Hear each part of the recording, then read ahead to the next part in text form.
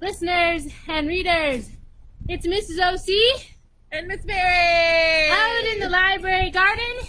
We're doing some fun with science. Woo-woo-woo. Winter science. We've got some winter science. We've got some ice and some salt, and we're gonna do some fun things with it.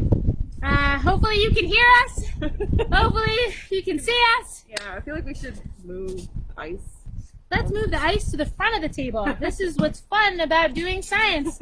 You can experiment with things. So we've got a lot of snow in our garden, and so we shoveled it a little bit, and we got our boots on. Mary's boots, really big boots. And so we're going to do some fun experimenting. So today we're going to show how salt and ice interact and what happens when salt, you can use regular salt or you can use rock salt, which is like what you might use on your walkway in the wintertime. So when salt meets ice, we're going to see what happens. So what I did was I put some water into some bowls. You can use any size you want. I had a couple of bowls this size so we could have some fun with some ice. And you freeze them. So you have to do that beforehand. But once they're frozen, you can put them on a tray. And then what we're going to do, Miss Mary's going to take the rock salt. The rock salt. And I'm going to use this regular table salt. Table salt. Yeah, iodized salt just from my cabinet. And we're just going to gently, not too much, gently pour salt over the ice.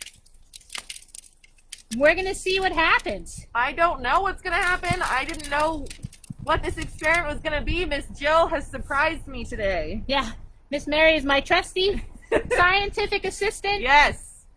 So I'm putting a lot on one, and I'm not putting a lot on another. Oh. And Miss Mary has put a lot of rock salt on our ice. So here, we're going to show you. So we've got a lot of rock salt on two of them, yep. And we have regular table salt on the other two.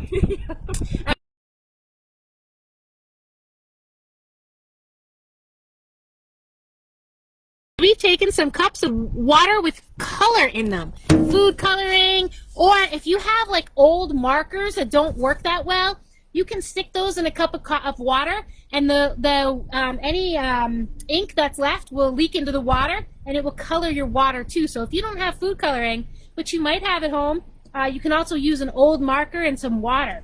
So now what you can do, so we're letting the ice and the salt kind of hang out on the ice. Yeah, Miss Mary put a lot of rock salt. I didn't know. It's okay. This is what's fun about science. She didn't know what we were doing.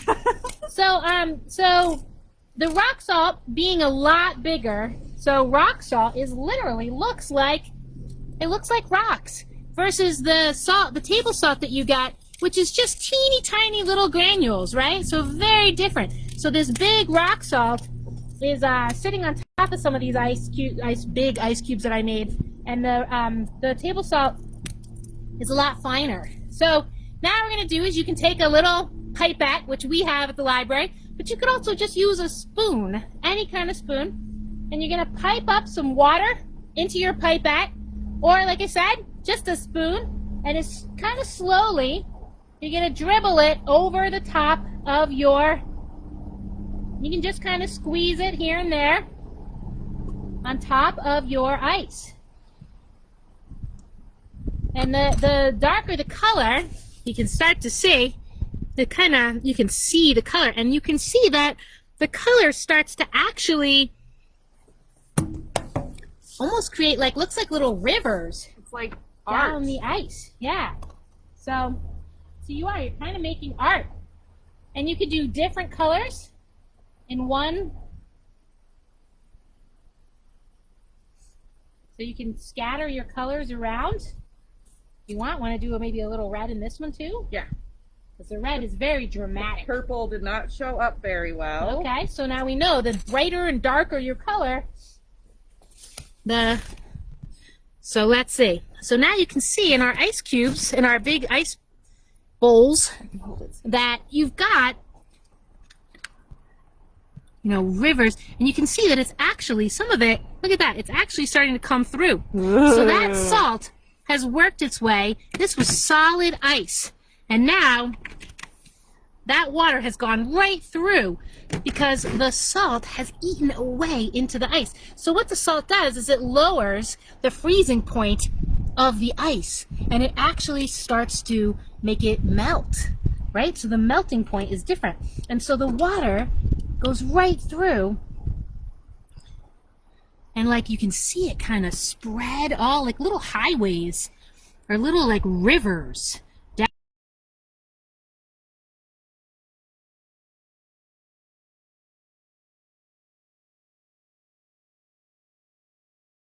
an ice sun catcher. You can see it's very pretty. So you can also do this with a regular ice cube. So here I have an ice cube. I'm going to put it into a glass of water. You can see it floating. And then what we're going to do, actually, if we put it on the tray first, let's put it on the tray first. And let's give it a little bit of salt. All right? So that ice cube has that salt. And you only really have to give it a couple seconds, and that salt will start to eat into the ice. And you can see when we pipe it, that is already going into that ice cube. You can see it. So then if we take that ice cube and we put it into a glass of water, right, and we let it float, and we actually take a string and we float it on the top of the ice cube like this. And then we take our salt, and for this one I would use the table salt, the finer salt, and we kind of just gently let that kind of go in the water. So normally the salt would melt the ice, but the water keeps the ice frozen. So, and that, you can't have your ice cube tip when you do this, Mrs. Osei. You need to keep your ice cube up, and you need to let your string, there we go. You need to let your string really get the top of the ice. Oh, no, don't turn. All right, so it's very cold out here. My fingers are a little bit chilly, which is okay. I'm going to wet the string a little bit more so it sticks. And actually, this is a really good thing about science, is that sometimes we experiment with things, right? And so this string that I picked it because it was so pretty and bright and colorful. It's a red and white butcher string, but it might actually be a little bit too thick, but we're gonna see. So if we let that string float on top of our ice cube in the water and let the salt touch the ice cube, right, and also kind of let it get wet, what's gonna happen if we let it sit there? Usually you need about 30 seconds or so. I'm not sure. Give it more time. I know, I'm going to give it more time. But you don't want to give it too much salt, because if you notice, what's happening to my ice cube?